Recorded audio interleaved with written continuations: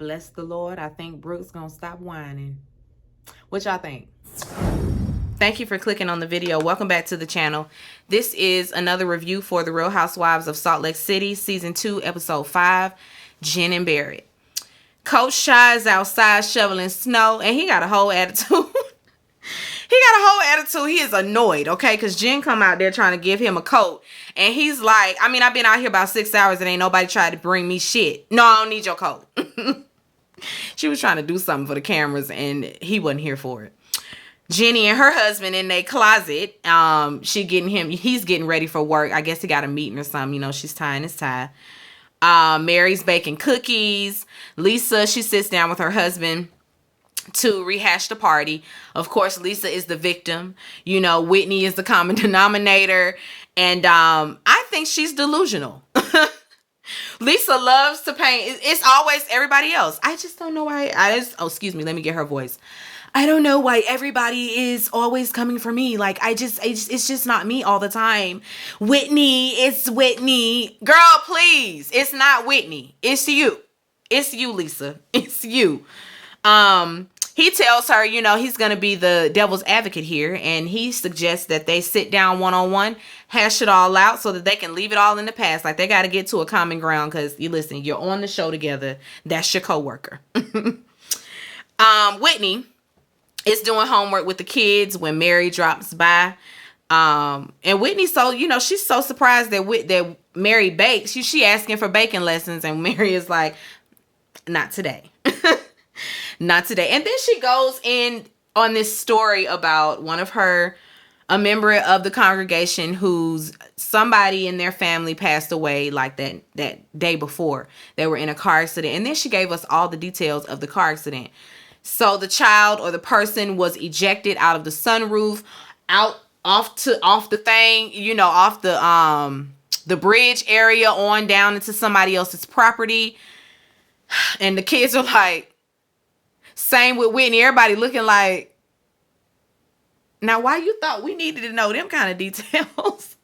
She could have just said there was a death, No, you had to, or one of the members of my congregation, lost a family member and I had to be with them. Period. No, Mary got to go in on the details and be weird about it. But I'm so happy to be here. Anyway, the kids gonna go do their own thing so they can sit and talk. And Whitney fills her in on what's, been happening between she and Lisa and what happened at the party. Mary in the confessional, everything she said was true. She read her all the way. And what I mean by read her is, like she can see through Whitney. Whitney is bothered by Lisa because Lisa don't show her no respect. Lisa, doesn't validate her, and she needs that from her. She wants her to be her friend. It's like the popular girl, the cheerleader, and then the girl that's on the yearbook club, wanting to be her friend. It's very much that.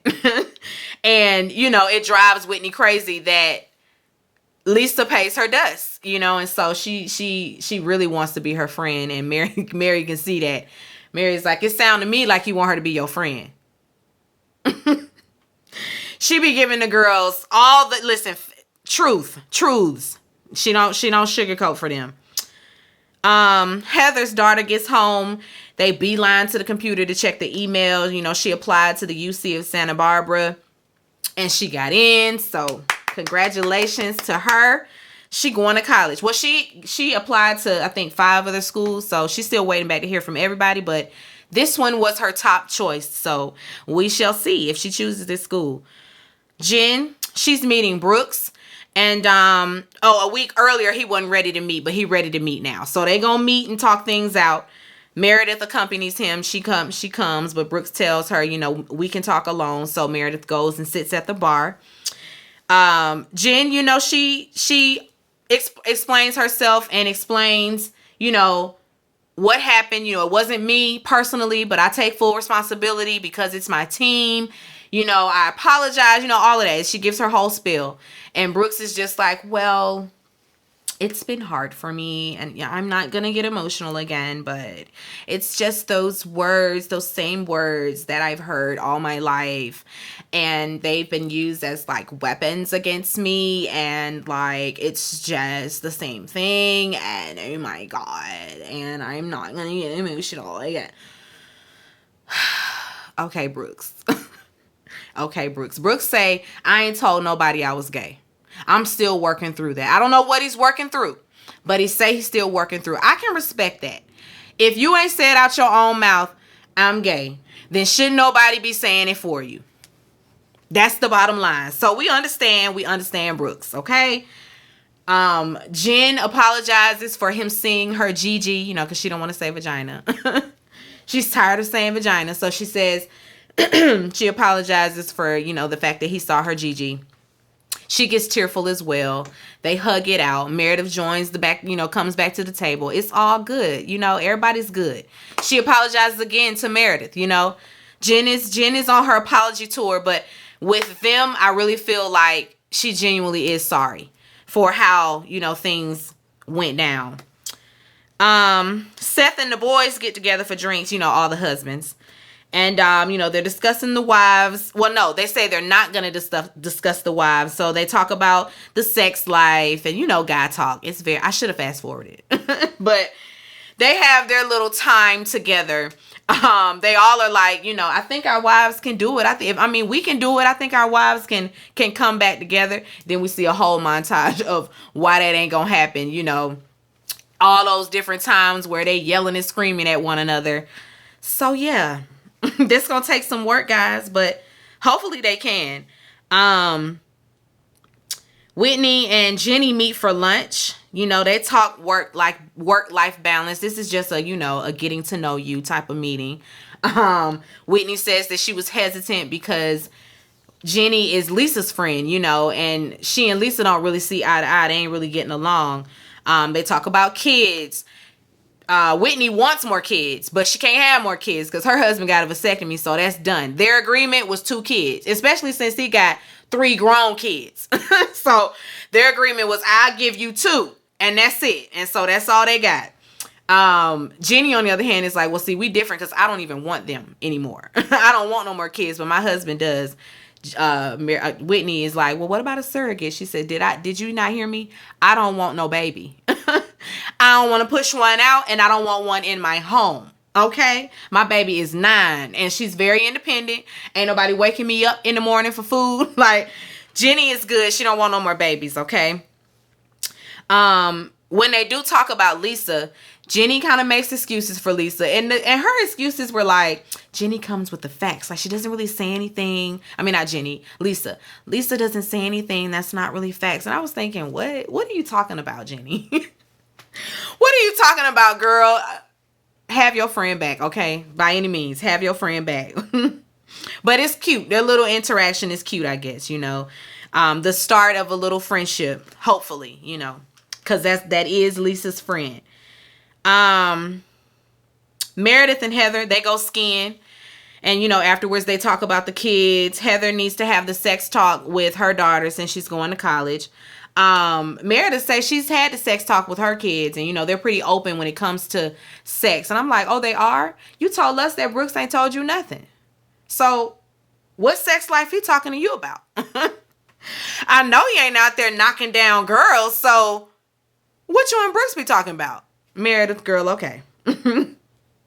Anyway, Heather, same old. Like, I'm not finna go through their whole little conversation. Heather is afraid that her daughter will squander her whole phase, and she has to make sure that her daughter has a whole phase. She has to make sure of that. She wants her to have sex before marriage. Don't do what I did. Go out there and get you some, okay? That's Heather's whole thing, but safely. Wear condoms. All right, Lisa and Whitney, they meet and talk about their issues. Lisa was beat, okay? Lisa is beat all the time. The lady can dress. She can dress. And I liked Whitney's pants. It was like mesh on the side. It was giving hippie, very boho chic, but it was cute. It was cute. I liked her pants.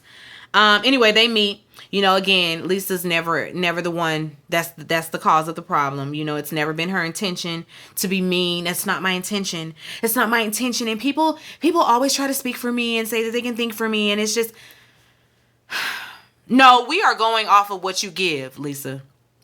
Nobody is putting words in your mouth. Nobody is misinterpreting anything. And Whitney is like, so I misinterpret the disrespect? Like, tell me how I did that. You know, what is it? What were you trying to say there? What message were you trying to convey? Because all I was getting was disrespect. So I don't understand what the intentions were then. So please fill me in. Lisa goes around and around and around about how good of a person she is and that she don't intend to be mean to nobody. And it's just like, okay, Lisa. Finally, they just agree that they should get to know one another. You know, it's been all one big misunderstanding. They should just really get to know one another. Outside of all the extra noise, you know, the sidewalk advisors, they gonna get to know one another. So cool. Hopefully we ain't got to talk about Brooks and Jen no more. And I don't want to talk about Lisa and Whitney not getting along no more. I want to dead that shit, okay? Please let's not do this anymore. That's it, guys. The end. Get off of here. Be sure to rate, comment, and subscribe to the channel. It's Call Me Busby, and I'll chat with you later. Peace and light.